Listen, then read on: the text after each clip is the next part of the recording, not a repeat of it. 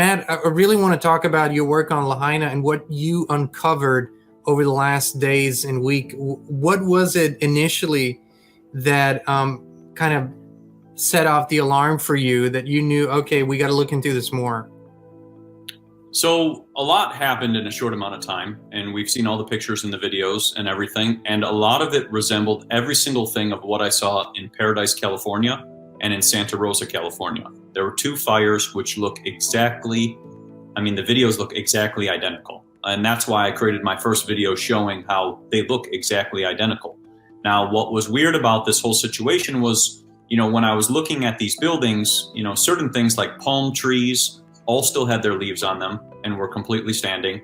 My other friend, he shared that the umbrellas on the beach were all still completely there, like they didn't burn.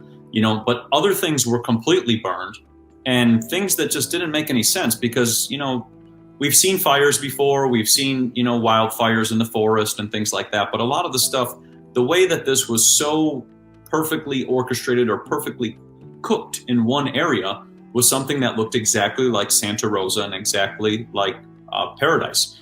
So as I started to put together my research, I started to look into what else this possibly could be.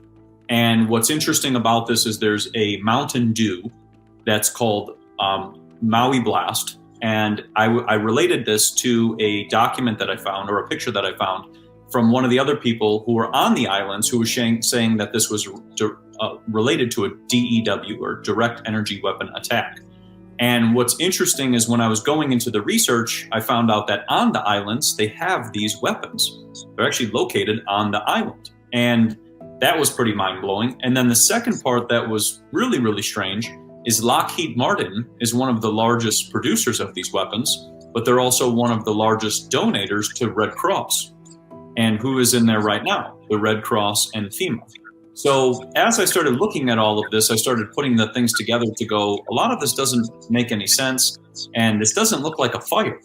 And the reason I started saying that was because when we looked at some of the fires, they were on top of the boats, almost like they were jumping from boat to boat, which was very strange, and that's something you really don't see. The boats are out on the ocean, so, you don't really see something like this.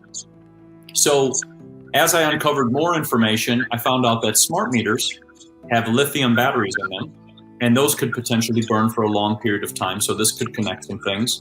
People have smart devices, which also have lithium batteries, which can contribute to the fire.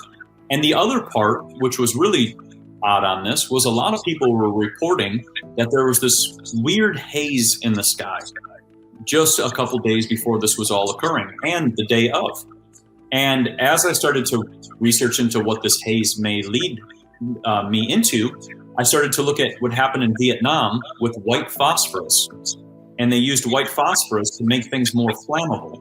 So I thought, maybe this could be something that's together.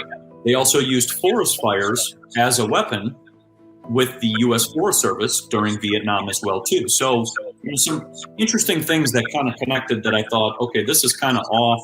We're using forest fires as weapons, and this looks like these people were assaulted and attacked with a fire of some sort. And as I dug more into this, it just started getting stranger and stranger.